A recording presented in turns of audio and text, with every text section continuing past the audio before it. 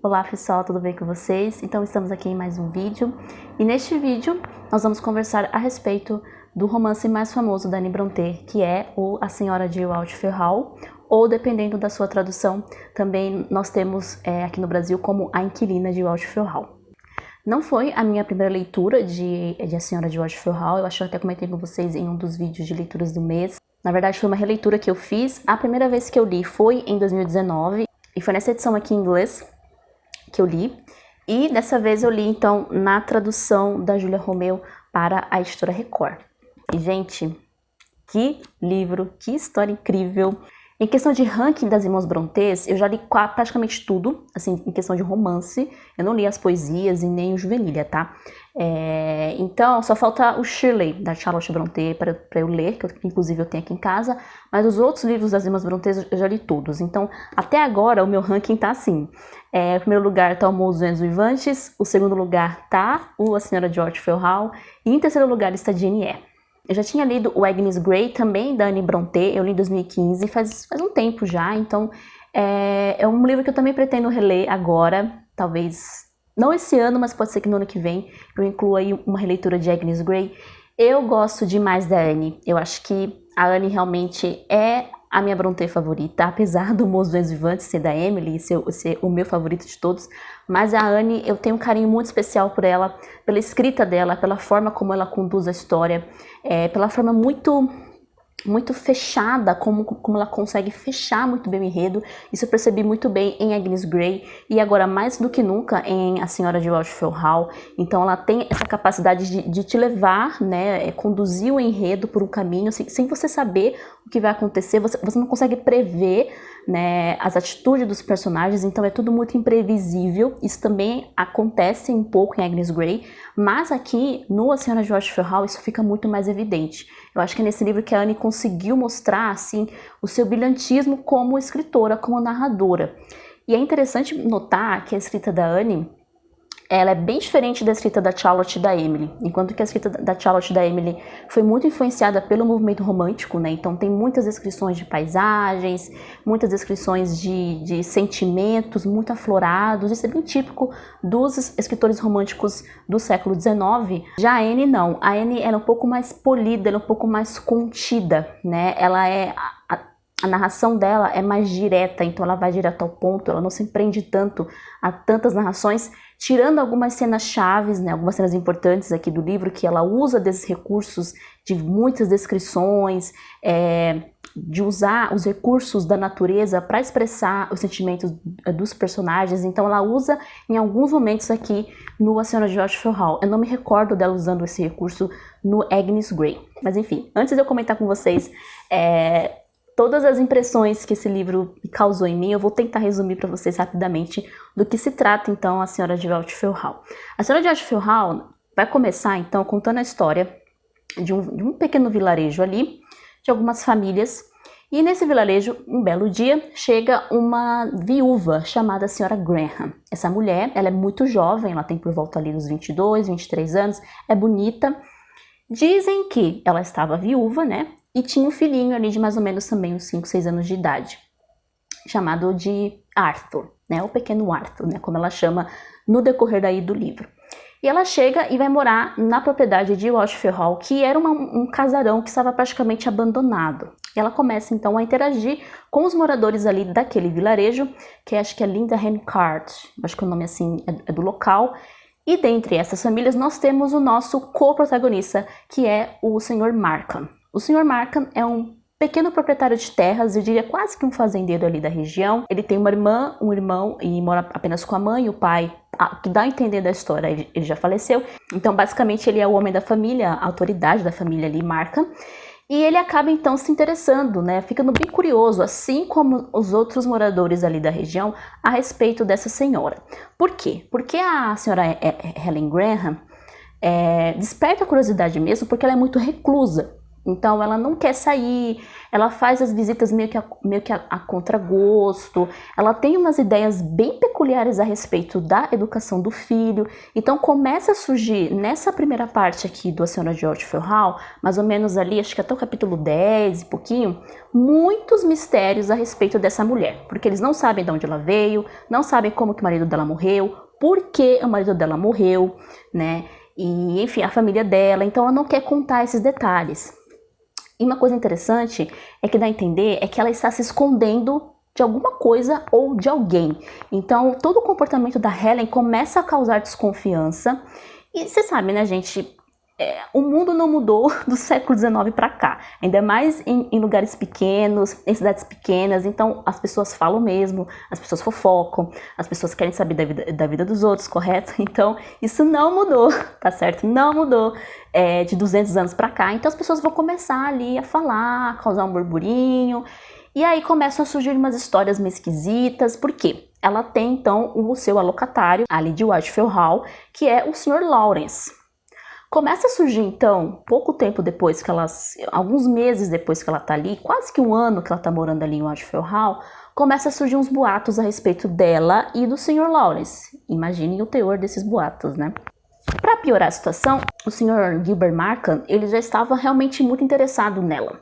E ela parece também muito desconfiada dele. E ele não consegue entender esse comportamento dela. Por que ela é tão desconfiada dele, né? Por que ela, no começo, principalmente nos primeiros capítulos, ela o trata assim com um certo desprezo. Parece que ela tem medo dele. Principalmente da questão da amizade do pequeno Arthur com o Sr. Markham. Então, o pequeno Arthur gosta muito dele. O Sr. Markham, ele tem um cão de caça, né?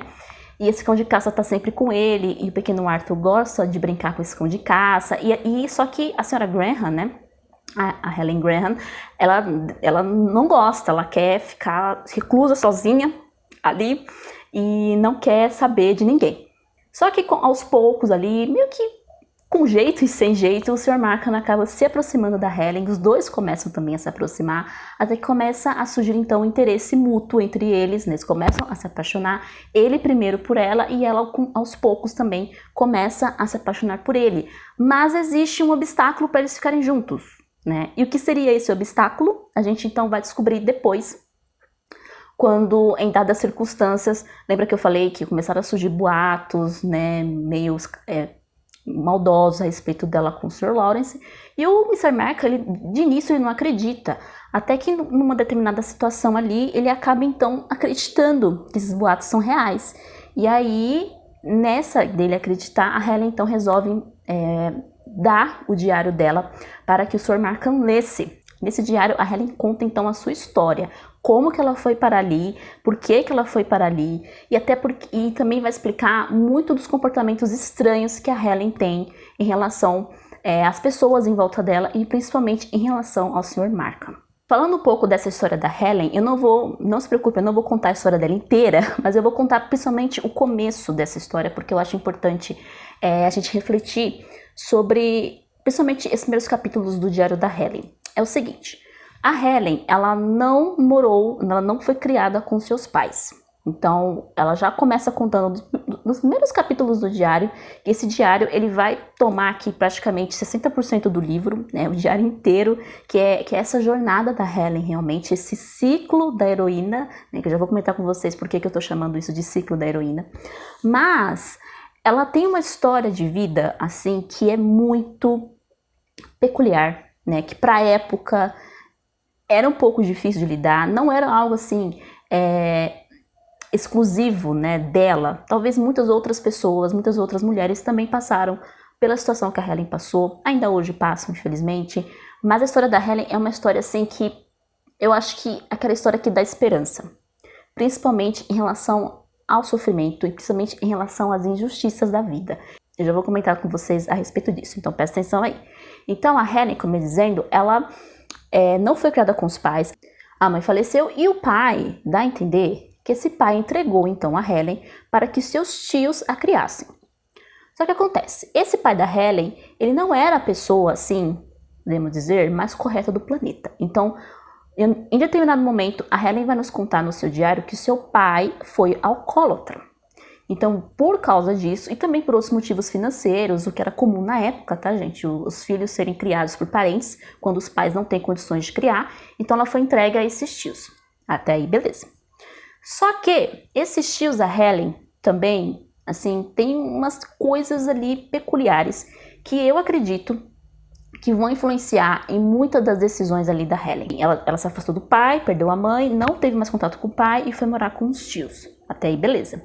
Só que esse tio da Helen, o tio em especial, o que dá a entender, isso o próprio Mr. Markham vai comentar depois lá pro final a respeito desse tio dela, ele também não era assim um homem do melhor caráter, tá? Então ele era, a própria Anne Brontë não dá muitos detalhes a respeito se ele foi um homem violento, se ele foi um homem assim, ruim, um péssimo marido. Ele é bem ausente na história, ele só aparece ali em alguns momentos, assim, e aparece com uns comentários, assim, até meio esquisitos também. Comentários suspeitos, né, que dá a entender que ele não é uma pessoa, assim, um homem muito bacana, tá?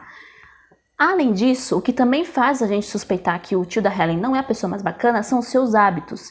Então ele tem o costume de trazer para dentro da casa dele alguns homens de reputação duvidosa. Além disso, a mulher dele, que no caso é a tia da Helen, quando a Helen completa 18 anos, ela começa então a aconselhar a Helen a respeito do casamento, né? Até porque já era ali a idade, né, que ela estaria propícia a encontrar um marido. Só que assim, a Helen tinha acabado de debutar na sociedade, então ela tinha acabado de ter a sua primeira temporada em Londres, estava toda cheia de sonhos, cheio de ali esperança, enfim, coisas de jovens, né, cheio de planos para o futuro, etc, querer encontrar um homem legal. Talvez ela não estava nem pensando nisso ainda, ela só imaginava assim, uma coisa meio distante, mas ela queria ter mais, né, essa experiência ali de conviver em sociedade, ainda mais a fina sociedade de Londres, né? Então dá a entender que era uma família que tinha dinheiro. Só que acontece, pelos diálogos da Helen com a tia, dá a entender que a tia já está preocupada, talvez um pouco fora de hora, mas já estava preocupada sobre as escolhas da sobrinha a respeito ali de um pretendente. A Helen, a gente não sabe se ela realmente estava ou não pensando já em casar. Alguns momentos ela fala que sim, alguns momentos ela fala que não, mas ficava meio, né, disse que não me disse, né? Mas até que um belo dia, quando ela estava lá visitando Londres junto com os tios, ela conhece então o senhor Arthur Huntingdon. Esse rapaz, Arthur Huntingdon, era um conhecido do seu tio, então o tio dela o conhecia, assim como outros rapazes ali que eram amigos dele. E ele era muito bonito, muito educado, muito engraçado.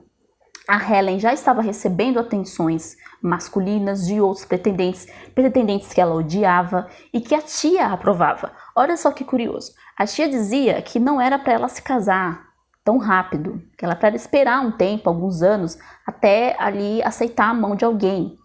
Bom, mas pouco tempo depois, ela começa a empurrar alguns pretendentes para Helen também, assim, era super novinha e os pretendentes, assim, com idades para ser pai dela. Então, isso já causa muito estranhamento, porque é algo que fica meio contraditório na história. Aí você tá lendo, aí você começa a pensar, mas peraí, ela quer ou não quer que ela case logo? Outra coisa também, lembra que eu falei do tio da Helen? Esse tio, então, como eu falei, ele é um pouco ausente na história, e somente a tia que aconselha a Helen a respeito de casamento, homens e etc. Só que esse tio não parece muito preocupado com as escolhas da sobrinha. E ele vê, assim como a própria tia da Helen, ela se envolvendo com esse cara. E ele sabia que esse cara, esse Arthur Huntingdon, né, esse Sr. Huntingdon, não era um homem também de uma boa reputação. Ele era um jogador, ele se envolvia em baderna, era aquele cara, né, bom vivant, bagunceiro, etc. Adorava uma festança, né, e adorava conquistas também. E ele se interessa muito pela Helen e, gente, é tudo muito rápido esse cortejo deles. É muito rápido, eu acho que é questão, assim, de semanas. Ele começa a dar atenção para Helen usando de ciúmes. Então ele começa ali a manipular um pouco os sentimentos da Helen usando dos ciúmes. Pior tática possível para fazer alguém te dar atenção corretamente. E o pior, a Helen tinha feito um desenho dele, né, tipo um rascunho mesmo, né? Que provavelmente ela ia usar esse rascunho para fazer uma pintura, né? Porque ela fala que ela gostava de pintar, era o seu passatempo preferido. E aí o próprio Arthur encontra essa pintura e usa dessa pintura para provocá-la. Então assim, para causar realmente ciúmes, ela fica brava com ele, pede que ele devolva a pintura. É aquele tipo de cara bem narcisista, sabe? Pensa uma pessoa narcisista, uma pessoa egoísta. Então assim, em resumo, o relacionamento deles não começou da maneira mais correta. Foi muito rápido, foi tudo muito corrido. Em pouco tempo, a Helen perde a cabeça total, que é basicamente o que acontece aqui. Ela perde total a cabeça por ele e quer se casar com ele. Ele a pede em casamento e ela aceita. Contra a vontade da tia. A tia não queria que ela se casasse com ele. Queria que ela repensasse, que ela não faz isso, tem certeza, não sei o que, mas lá acabou que não deu em nada. Ela acabou, então, sim, se casando com Arthur Huntingdon e eles vão, né, viver ali na propriedade de Grassdale Manor, que pertence, então, à família do Arthur. Até aí, tudo lindo, maravilhoso, nada de muito incomum, né, um casamento meio feito às pressas ali, corrido, um pouco impensado, mas aí, então, que a vida conjugal da Helen começa, a gente começa a ver, então, o retrato de um homem que a gente já, desde o começo, percebe que não seria um bom marido, que não seria um bom pai. Então a gente já percebe isso desde o começo, desde quando ele aparece na história, isso só vai ficando mais evidente, mais claro, e parece que no decorrer dos capítulos ele vai ficando pior do que ele estava no começo. Então quanto mais tempo vai passando, a história, o diário da Helen, né, cobre ali mais ou menos uns 5 anos da sua vida, né, de casada com o Arthur Huntingdon, e ele é um homem que conforme vai passando o tempo, conforme passa o período de lua de mel, aquela coisa toda, ele começa a mostrar quem ele é de verdade. Ele começa a ficar cada vez mais vilanesco, ele começa então a tratar a Helen de uma forma muito horrível mesmo, a chegar ao ponto até de humilhá-la aqui em alguns capítulos, né? Principalmente os capítulos finais do diário. E a situação começa a ficar insustentável, principalmente depois que a Helen tem o filho, né? Ela tem, assim, seu único filho dele.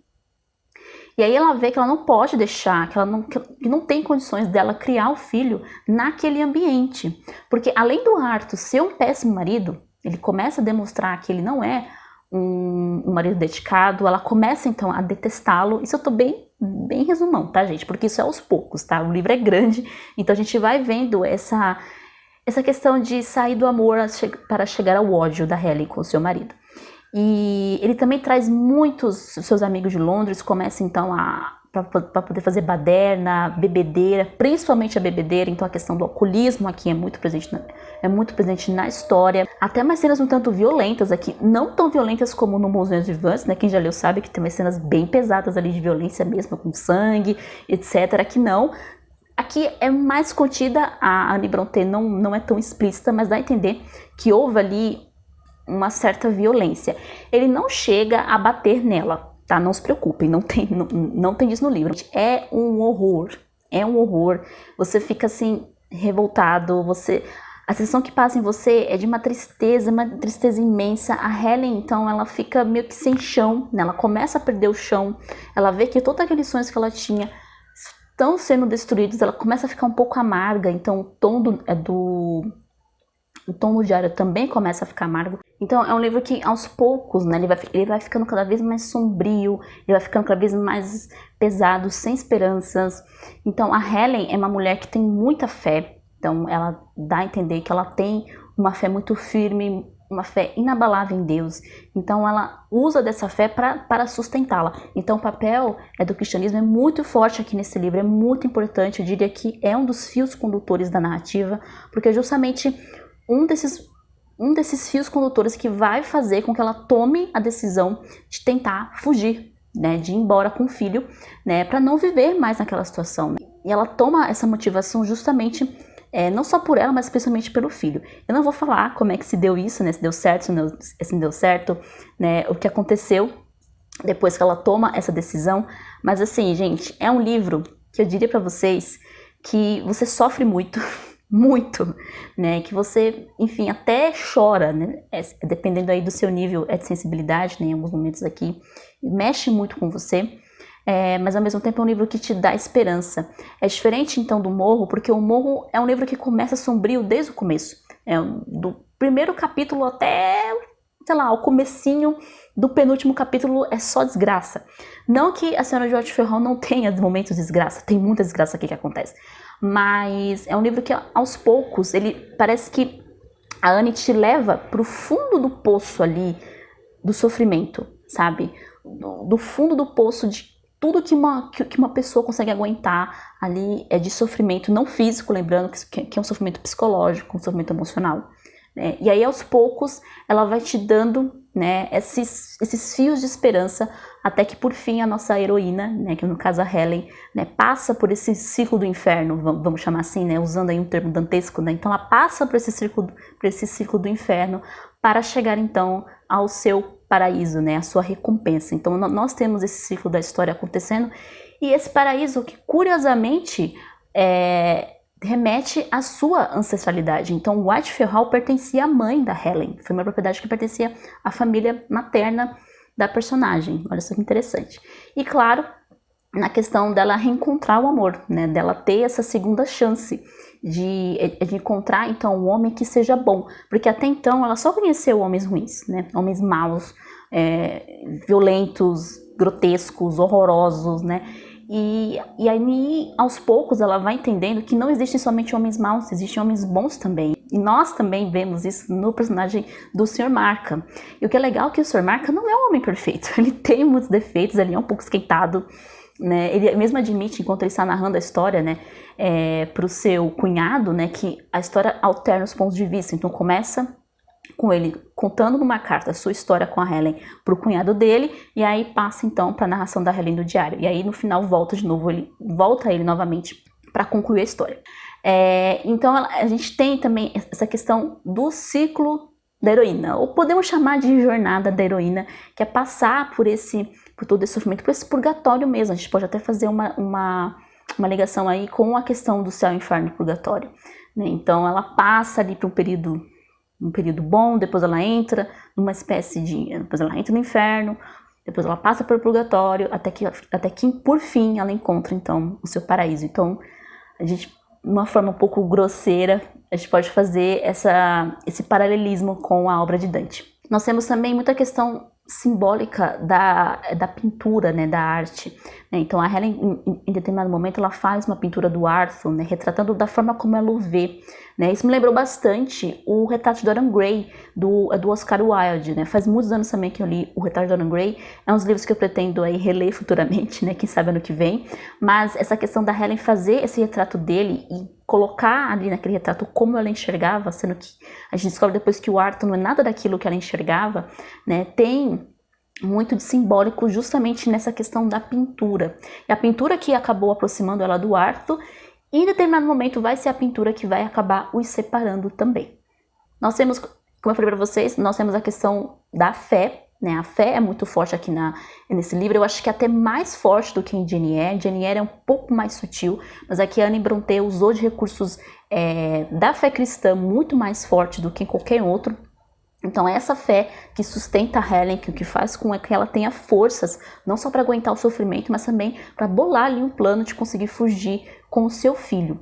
Essa mesma fé também vai fazer com que ela aguente, né, o que vai acontecer lá para o final do livro. Temos umas reviravoltas também na história, nos últimos capítulos, que também vai deixar com que o Gilbert, né, fique aflito, né, em relação à própria Helen. O Mr. Gilbert Markham também é um homem que tem fé. Então essa fé vai fazer que os dois também se aproximem mais e tenham esperanças, né?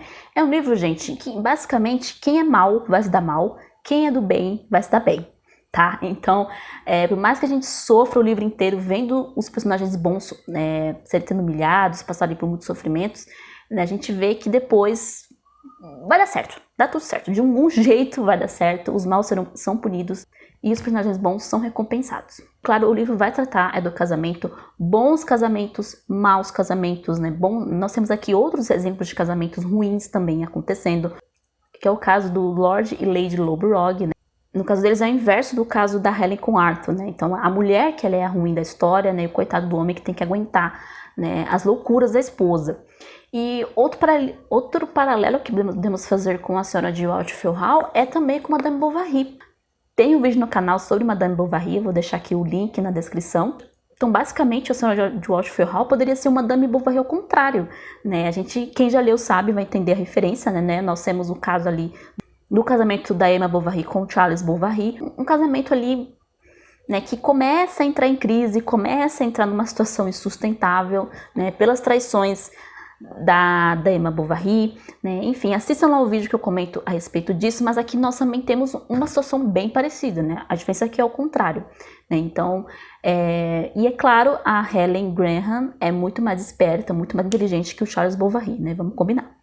E por que esse casamento da Helen não dá certo? Não é apenas porque é uma questão de desigualdade de pensamento. Então, é um casamento desigual porque são duas pessoas totalmente diferentes uma da outra. Uma pessoa é boa, uma pessoa tenta ser virtuosa, tenta ter uma vida correta, né? A outra não quer saber disso, né? A outra pessoa, que no caso é o Arthur, bem, quer fazer o que bem entender, não quer dar essa satisfação para ninguém, e isso começa a causar muito atrito entre eles, começa a causar esses problemas, né? A Helen tenta ajudar o Arthur, ela tenta o livro inteiro, ela só vai chegar ao ponto de tentar fugir justamente porque ela vê que não tem jeito, que ela não tem essa força para converter o marido, né? Então é isso que ela tenta fazer. Ela não tenta somente convertê-lo para a sua fé também, né? Se eu não me engano, ela era anglicana, assim como as irmãs Brontë, mas ela também tenta fazer com que eles tornem um homem melhor, mas ele não quer. Então quando a pessoa não quer, é muito mais complicado. É diferente de outros exemplos aqui, que nós vemos que é um casal, que é a Millicent e o Hartley, né? Eles já estão um pouco melhores porque o Hartley é ruim, mas ele até está disposto a mudar, né? No caso da Helen e do Arthur, não, ele não quer mudar. Ele quer ficar aqui, ele quer ficar ali daquele jeito. Ele quer ficar daquele jeito e não importa o que a Helen diga, ele começa a zombar dela por conta disso. E aí é por conta disso que eles também começam então a se desentenderem cada vez mais e ela passa de amá-lo a odiá-lo. Mas como eu falei pra você, gente, é um livro também que fala muito sobre esperança, sobre recomeços. Então, por mais sofrimento, por mais humilhações, por mais tristezas, por mais lágrimas que se gastem, sempre há um recomeço, sempre há uma chance de recomeçar. Se surge uma oportunidade de recomeço, agarre essa oportunidade, que é basicamente o que a Helen faz aqui. Ela enfrenta muita coisa, ela enfrenta desavenças, ela enfrenta, né, o incerto, porque ela não sabia o que ia fazer, então ela não perde as esperanças, não perde a força. Então é um livro também que fala muito a respeito disso, de recomeçar a vida. E é um livro assim, gente, que eu amo, essa releitura para mim foi maravilhosa, muita coisa que eu não prestei atenção na minha primeira leitura, eu prestei atenção nessa minha segunda releitura, porque a primeira leitura que eu fiz um pouco corrida, sabe, porque eu queria saber o que ia acontecer, eu queria saber e fui lendo assim, muito rápido, eu quase virei a noite lendo, a primeira vez que eu li. Nessa segunda releitura não, eu fiz uma leitura mais devagar, um pouco mais atenta, justamente para prestar atenção nesses detalhes que passam muito despercebido, assim, quando a gente lê na pressa. Então fica aqui a dica para vocês, uma história muito bonita, uma história também que fala muito sobre o perdão, sobre a caridade. A Helen Graham é uma personagem incrível, uma personagem que é de se admirar, né, por ela ter esse bom coração, apesar de o marido não merecer. E o Mr. Markham também é um queridinho, é um queridíssimo. Eu amo o Mr. Markham, ele dos Brontës, assim, dos personagens masculinos dos Brontës. Eu tenho um carinho enorme, é o meu favorito, é o Sr. Markham aqui de A Senhora de Waltfeld Hall, então fica aqui a dica de leitura para vocês. Então é isso, gente, espero que tenham gostado do vídeo e a gente se vê então no próximo vídeo. Um beijo para vocês e até mais.